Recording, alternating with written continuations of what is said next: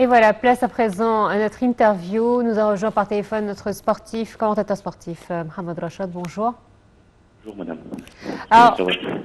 merci. Alors, c'est vrai que lorsqu'on parle des talents sportifs égyptiens à travers l'international, on va trouver ils sont nombreux. Malheureusement, souvent, on parle des joueurs de football, principalement. On oublie de mentionner qu'il y a énormément de disciplines sportives avec leurs champions.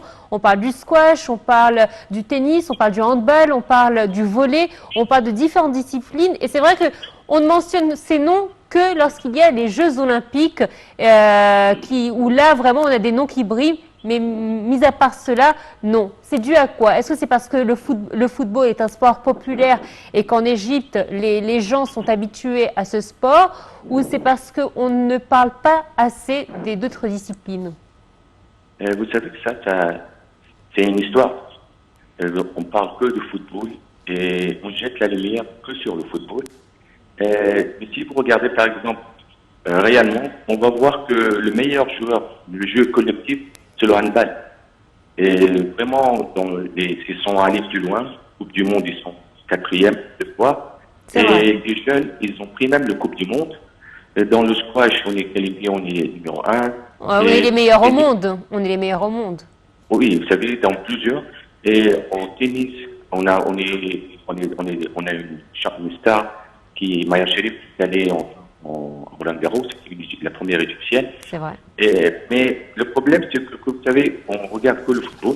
Mais si par exemple il y a un championnat, comme par exemple les Jeux Olympiques ou les Jeux Méditerranéens, ou Coupe du Monde par exemple de handball, quand il y a quelque chose, on croit et on se trouve qu'il y a des joueurs, on est derrière eux. Et on espère qu'ils gagnent. Et quand ils gagnent quelque chose ou quand ils prennent une étape, les gens sont derrière eux. Et ça, c'est réellement. Et quand ils prennent quelque chose, c'est après qu'ils prennent. Mais c'est pas avant, on n'est pas derrière eux avant. On les encourage pas, on n'est pas derrière eux. Et ça, c'est un problème. Il faut vraiment les donner parce que même si quand tu joues et tu as fait quelque chose de bien, tu veux redorer ton drapeau de l'Égypte, tu veux de plus en plus, il y a des sacrifices et tu perds beaucoup parce que pour être professionnel ou pour parler de quelque chose, il faut vraiment que tu vas faire de plus de progrès. Il faut être derrière. Il y a beaucoup de joueurs comme Ali Zayn, Hachim, ils ont fait un record comme Mohamed Salah, champion dans la balle. Et ça, c'est quelque chose, ça rend les joueurs, vous savez, ils ne vont pas les empêcher, mais ils ont besoin qu'on les félicite, on a besoin qu'on est derrière eux. Mais il y a des gens, parmi ça, il y a des gens qui essayent de savoir et ils savent, et c'est très important. Et c'est le moindre de choses d'être derrière eux, le moindre de choses de les féliciter, et pour que le plus aller de plus en plus, pour le plus faire des efforts, parce qu'à la fin, ils nous rendent fiers. Tout ce qu'ils ont fait, tout ce qu'il a pu de capable de faire, c'est quelque chose par exemple, allez-y, dans une période qui était à Barcelone. Nous, on n'a pas un joueur égyptien de football qui est allé sauf Mohamed Salah. C'est vrai. Les autres, Néné, Trezeguet, Ghazi, Soleil, ils jouent, ils sont en équipe nationale, mais ils n'ont pas pris c'est quelque chose de bien. Il faut être derrière lui, il faut savoir, et c'est quelque chose qui est pas bien, mais on espère que les gens vont faire ça de plus en plus parce que en squash, en handball, en handball, c'est vraiment des jeux et ils méritent ils ont fait quelque chose, ils méritent la moindre chose, ils méritent qu'on les récompense. Et justement, parce que on a de nombreux talents dans toutes les disciplines, j'ai oublié de mentionner également la natation, où on brille en natation. C'est vrai qu'on a énormément de champions. Comment pouvons-nous faire pour justement avoir des champions tels que nous les avons? C'est-à-dire qu'aujourd'hui, nous avons plusieurs Égyptiens à l'international. On en a 9 au football, on en a plusieurs en handball.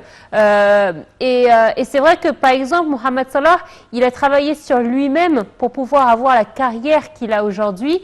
Comment ou quels sont les conseils qu'on pourrait donner aux jeunes qui souhaiteraient évoluer dans le domaine sportif et se faire une carrière?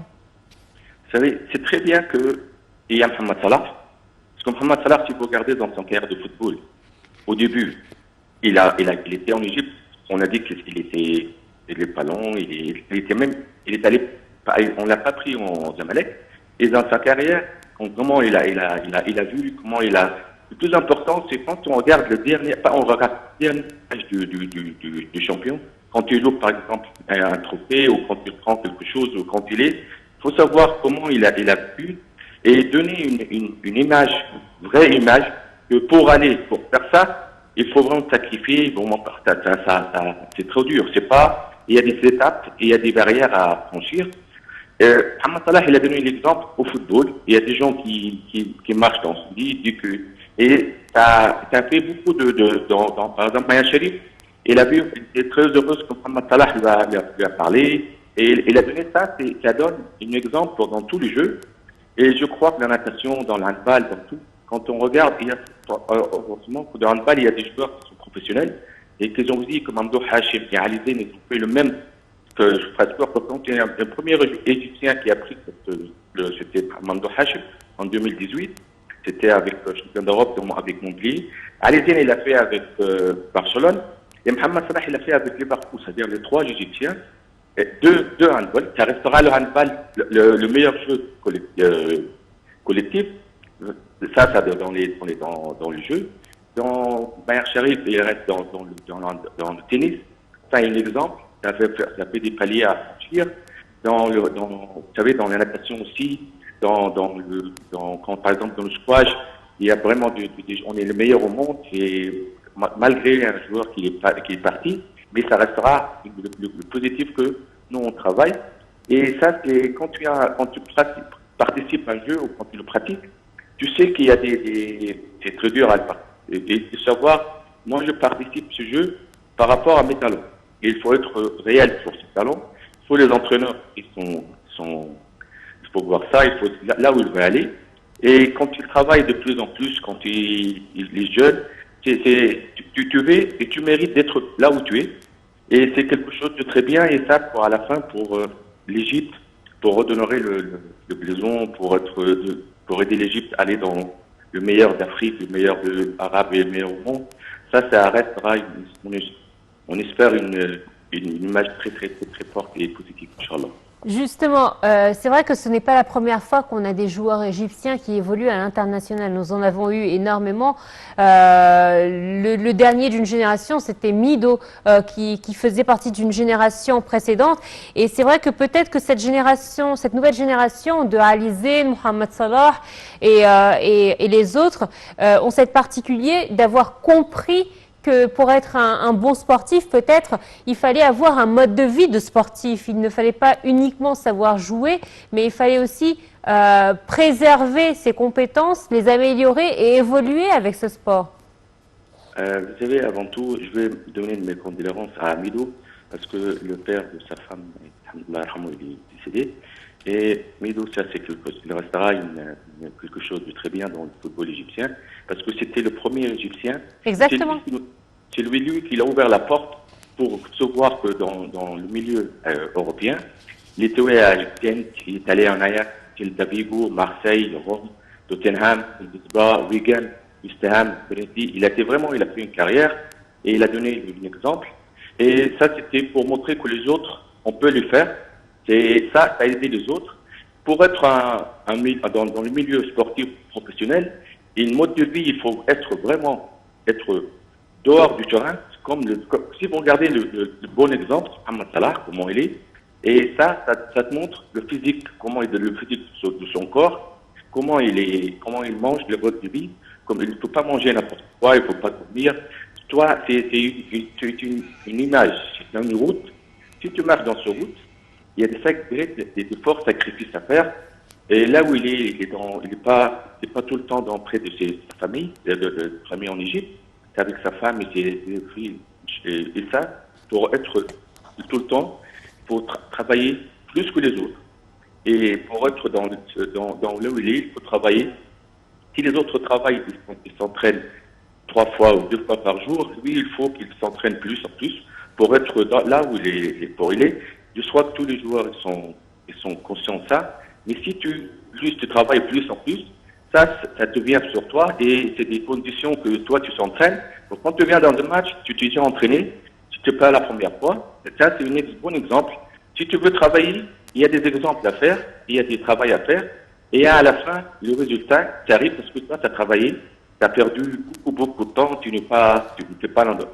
Et est-ce que c'est ce qui nous manque ici? Il y a des mauvais exemples. Excusez-moi de vous interrompre, mais est-ce que c'est ce qui nous manque ici, d'apprendre aux sportifs de prendre soin de son corps et de son alimentation et de son mode de vie?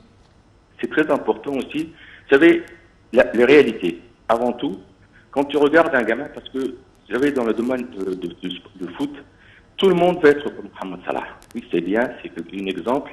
Mais est-ce que pour être comme Mohamed Salah, il faut avoir le talent, il faut avoir la bonne mentalité, il faut vraiment travailler plus que les autres, et il faut savoir, il faut se regarder dans un miroir. Il faut vraiment dire, non, il ne peut pas être comme Mohamed Salah, il faut travailler, mais tu peux travailler ou tu peux pratiquer le football pour que tu empêches de faire pas de mauvaises choses, vous savez, pour fumer ou le truc pas bien.